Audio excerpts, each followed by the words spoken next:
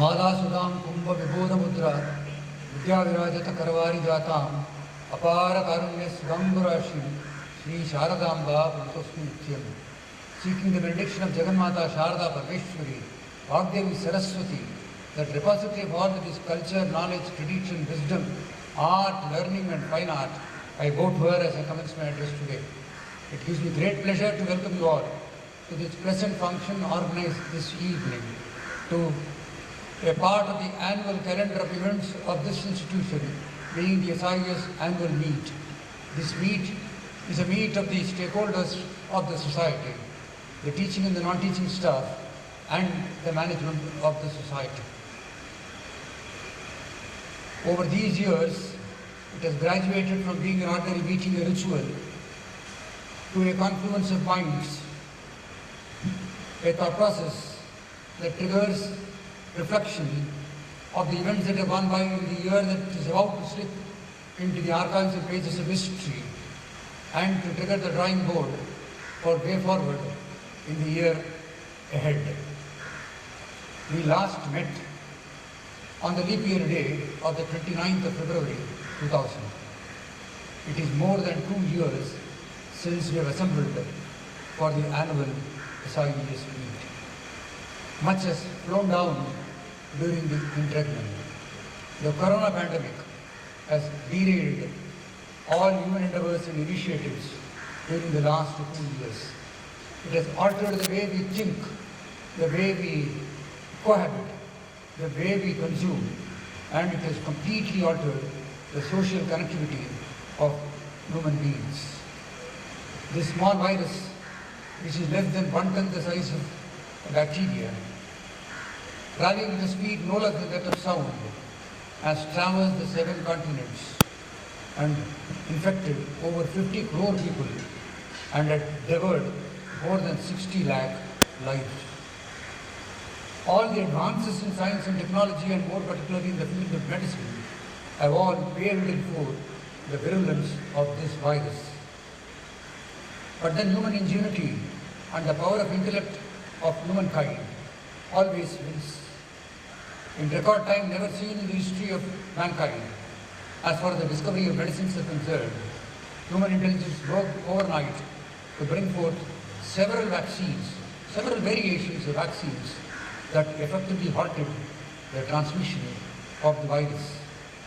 India, being the vaccine capital of the world, produced billions of doses of this vaccine to fill the armories of nations across the globe in their war against corona. As of now, the pandemic is subsiding. We are seeing light at the end of the tunnel, and it will not be here long unless new variants of Omicron surface in due time from now. The corona would be a thing of the past. The pandemic will become an endemic and then vanish from our minds too. It is in such a happy augury and feeling of security, safety, that we have assembled today for the annual SIES meet. There can be no better way to start an event like this than to thank all the forces of goodness that have to converge onto us, of Lord Almighty, call him by any name, parents, teachers, saints, people who have inspired you. It is time to thank them for having given this wonderful evening. The SIES Upanishad says, Isa Vasyam Idam Sarvam Et Kanchane Jagatyam Jagat. Whatever happens, wherever happens, is permeated by the same divine force. It is that divine force that has given us this blessed evening. Far beyond the forces of goodness, it's time to thank mortals too. The medical fraternity, the paramedical forces like nurses, technicians, and all those who are engaged in the delivery of the healthcare systems across the globe. They rose to the challenges of the virus. True to the oath that they have taken for their profession, they exposed themselves to the virus and started saving several lives. They themselves got infected, and several of them succumbed to the infection from the virus. Let's pause for a while as we think of them who have done such a noble service during this grave hour of crisis of humankind. Closer home, several of our own colleagues had to perforce terminate their flight journey thanks to the infection that the virus gave to them. Professor P.V. Narayanan, Chair Professor of the SIES School of Packaging, Professor C.S. Purushottaman, their former Director of the SIES School of Packaging, Srimati Visalakshi, former teacher of Sanskrit at the SIES High School, and Ritesh, a laboratory attendant at the SIES College of Arts, Science and Commerce Autonomous, had to move from the seen to the unseen due to this infection. We are deeply beholden to them for their contribution during the period of their association with the society. By its very nature, the annual meet is an occasion for thanksgiving. It is time to thank all those who, after long meritorious service spanning over several decades, demit office due to the legal process of superannuation and had to perforce sever their formal legal connection with the society and its institutions. We are deeply thankful to them for all that they have done to this institution during their long journey with this institution. It's equally so for people who continue to be in service, who have staked the prime of their youth and have given more than 25 years in the of their youth for the cause of education of this society and its institutions. And to all those teachers and non-teaching staff who have enhanced their qualifications, superior qualifications through PhD, MPhil, or even other degrees for non-teaching staff, to empower them better to discharge their responsibilities. And then to the teaching and the non-teaching staff and the students of this institution for their outstanding achievements in curricular and co-curricular activities, keeping the flag of the SIES flying high. There is yet another reason, more profound and significant, for the celebrations this evening. The South Indian Education Society is celebrating the 90 years of its academic journey through time. In fact, we had planned the Navati celebrations all through the year, but then the lockdown restrictions imposed by the virus derailed all those activities. This is the first and the last function that we have during the academic year. Therefore, we thought it fit to combine the Navati celebrations with the annual SIES meet. 9 decades in the lifespan of an institution, or 3 generations apart to be more precise, is too good a time as any now to assess the changes made and the contribution made by the society in this field of high endeavor. Despite the joy, the revelry, and the celebrations that come along with it, there is time for reflection. It's time for nostalgia down the memory lane. It's time to recall the contribution of all those who have made this institution as big as I can see from here. Memories of the past flash before my eyes as I recall the services rendered by countless number of veterans in this field who had joined the journey called SIES and brought it to this premier status in this city and the extended suburbs and Navi Mumbai. Of the 63 years of my association with this institution, 15 years in the student life as a student of the school and then as in the graduating years, and 48 years in various capacities of management, including teaching, which none of you might know. I had also been a teacher for 2 years. So, as I recall those years, countless comrades in arms, pals in progress, fellow passengers in this pilgrimage, they all come before me, of the great work that they have done to this institution. Most of them have moved to the abode beyond, but wherever they are ensconced, they continue to bless this institution, its stakeholders, and its initiatives. But we are privileged and blessed that there are some people of the yesteryear, the veterans of that time, who are still around with us. They are not only around with us, they are part of the management. And the grand aspect is they are physically present today. Of a life journey in SIES, no less than that of mine, 63 years more for them too, both Mr. G. Chidambaram and Shri H.P. Ishwar were today part of the management. That's Chidambaram, and next is Ishwar.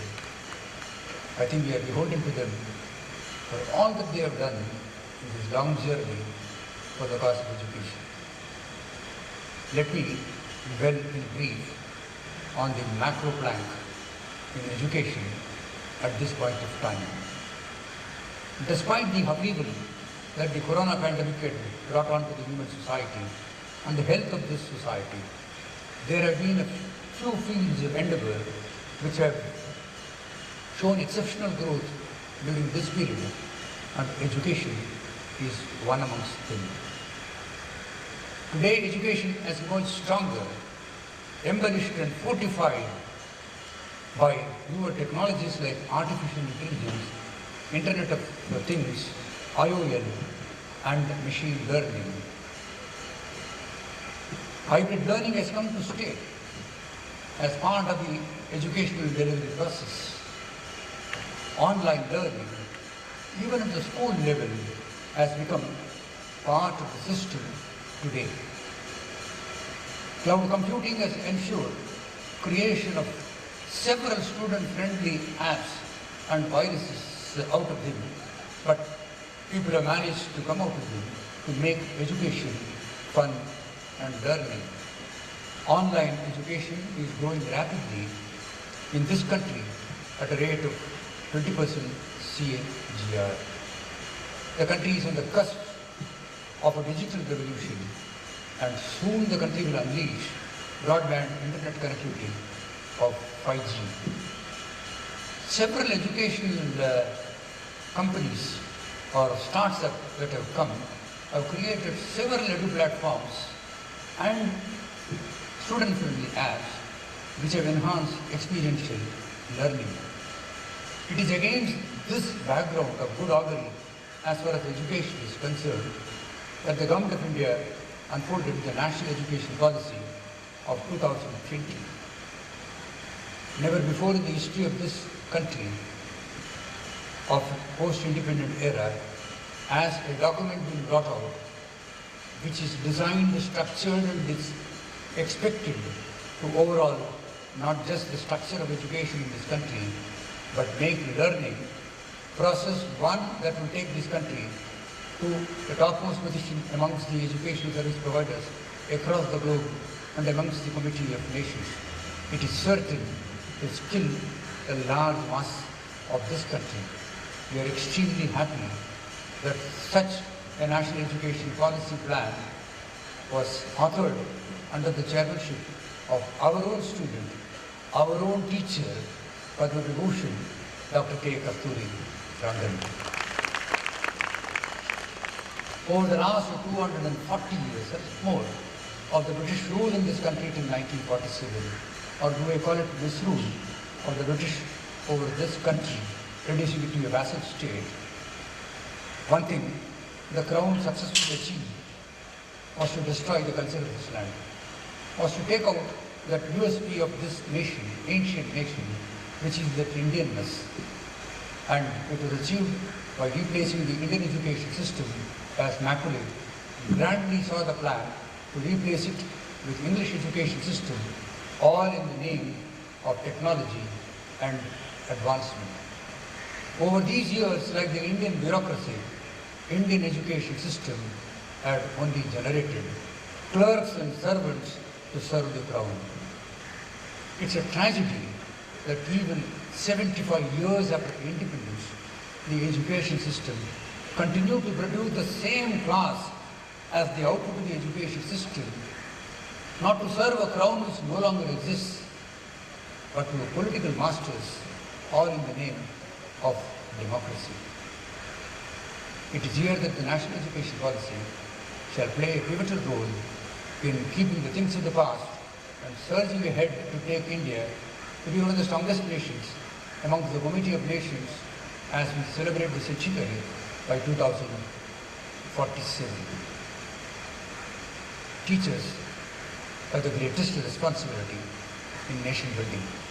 If singularly there is one constituency of the citizens of this land of ours who can shape and make this nation, it is the teachers of this land.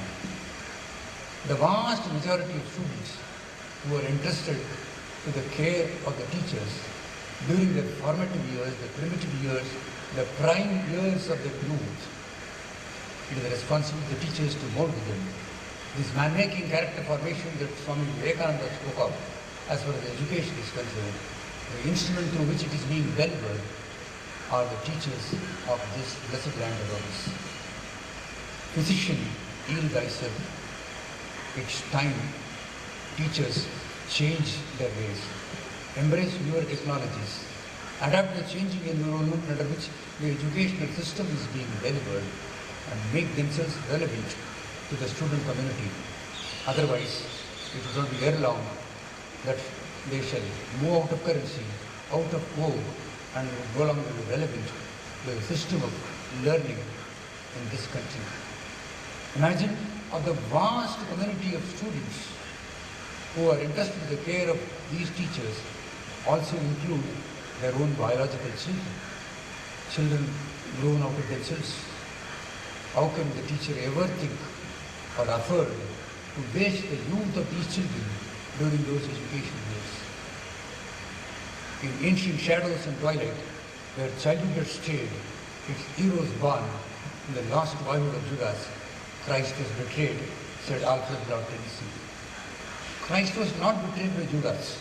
History is replete with the fact that it was not Judas who betrayed Christ. It was the lost boyhood of Judas which betrayed Christ. 41% of India's population is less than the age of 18. The census of 2020 records that more than 53 crore people belong to this age group of 0 to 18, 1 to 18 years. If you add the graduating and the post-graduating years from 18 to 24, more than 50% of this country is engaged in learning at various stages. The greatest responsibility of any generation is to hold with pristine purity whatever they inherit from the preceding generation, enrich it with their own experience, and then transfer down to the generation next. And our generation is no exception. We have the same responsibility, albeit a greater responsibility than the preceding generations who had understood their responsibility better. May you all be blessed to be equal to this task.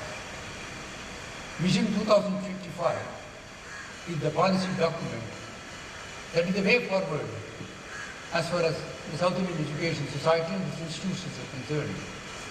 Adopted in the year 2018, it is over two strategic periods, 2018 to 2025 and 2025 to 2032. The first phase, between 2018 to 2025, had several highlights. The main features of the strategic plan that the society has evolved was it will have a student community of 50,000 students, comprising of both the distance education and the physical education that it is imparting today. There shall be at least 25 institutions under SIES as we reach the year 2055. All our higher education responsibilities shall be delivered through a legal organizational platform of the SIES University. And lastly and more importantly, SIES shall emerge as one of the most admired educational institutions in the country. What lies ahead of us and what lies behind us is nothing compared to what lies within us. We have to harness this innate potential in each one of us, residing deep in our hearts, bring it to fore and plunge ourselves in the direction of our goals.